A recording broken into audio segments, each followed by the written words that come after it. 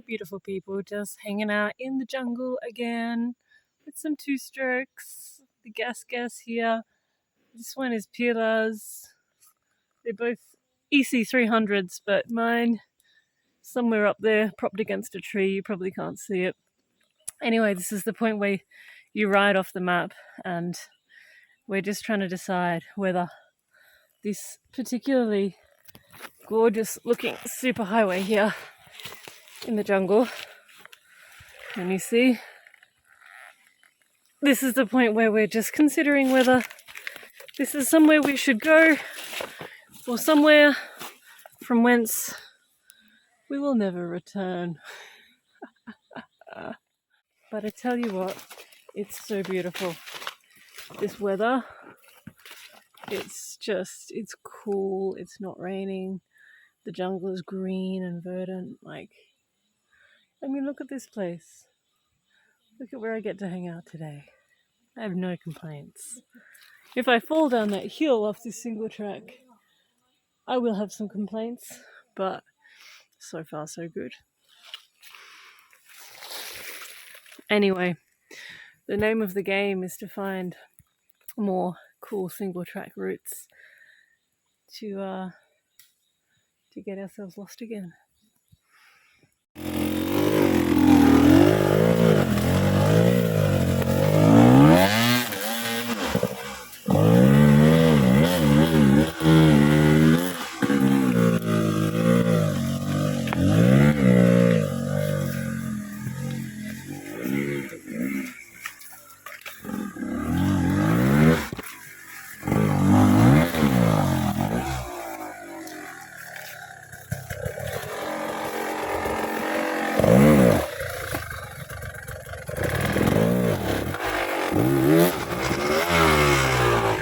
Well, I couldn't film that because I was helping.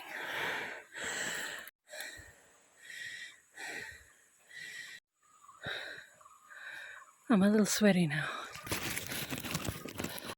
As you can see, this is the bit where shit started getting real.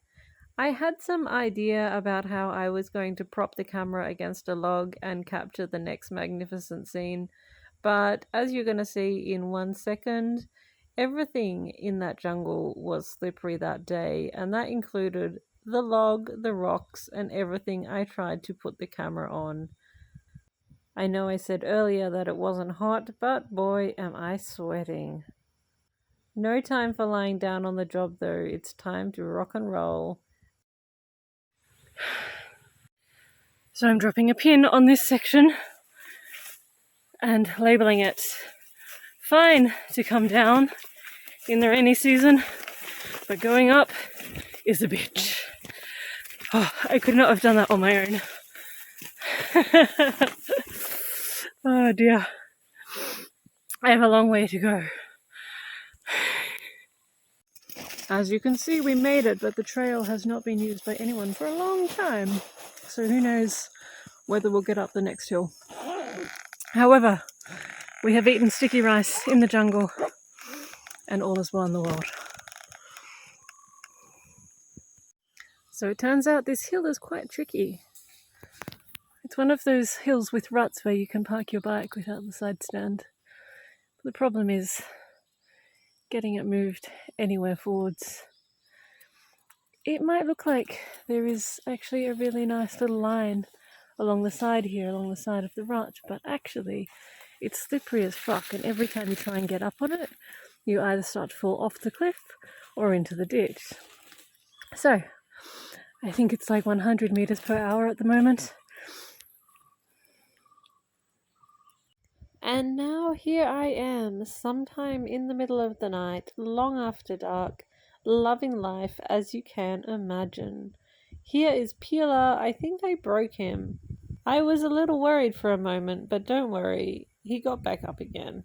Well, guess who just walked out of a jungle without a motorcycle? Me. We got rather overexcited on the side of an excellent mountain. And we eventually got down the side of the mountain, but by then it was dark and we were just We were going like 100 meters an hour. It was crazy.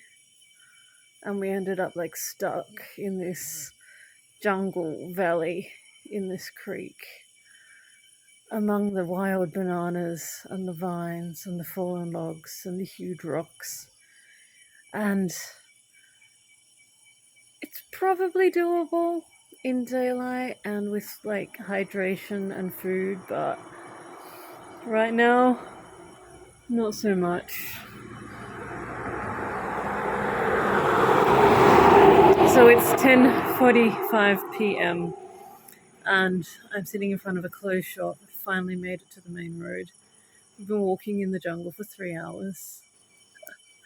We only walked like 3 kilometers, but it's just like you can't just walk. This is like the grass. Like when you get to the bits that are grass, you think, oh, this is easy going now because we don't have to deal with the vines and shit.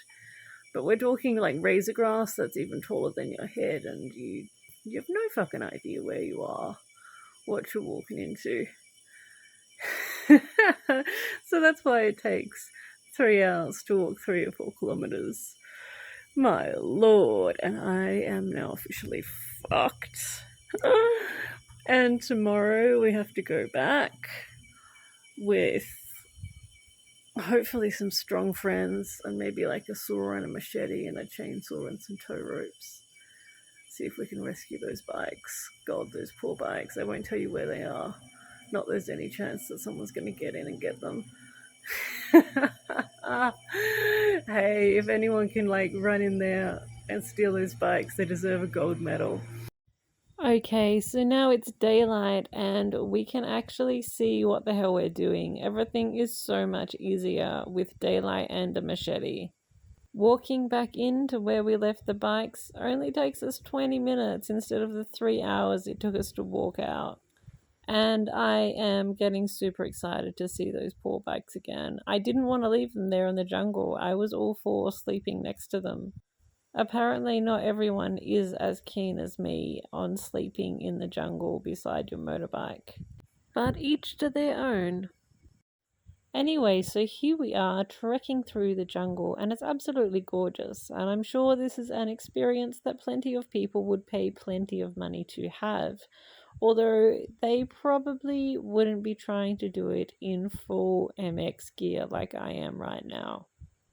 My motocross boots feel like they're made out of lead. They're now completely full of water, and my knee guards are doing a fantastic job of protecting my knees from flexing in the wrong ways, which also means that it's really hard to move them anyway at all.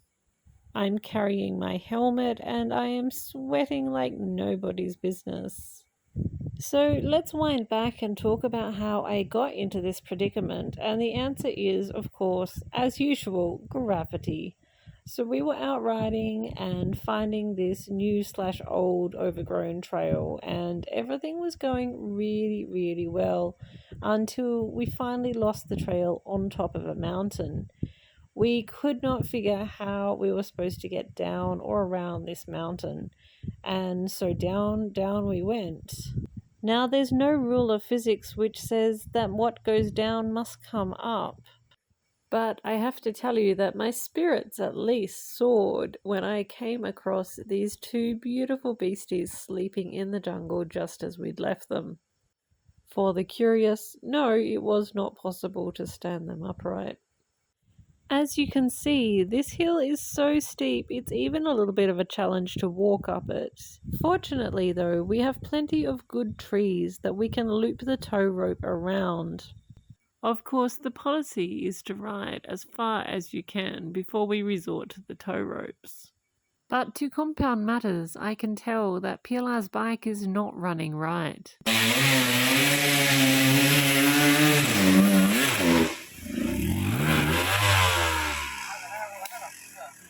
No power is the verdict, and it turns out it's due for a rebuild.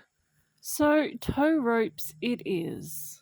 Right up until the point until we found a local farmer who was able to lead us through a labyrinth of wild bananas to a slightly easier walking track to get back out into his garden. Of course, with a bit of blood, sweat, and tears, everything turned out just fine.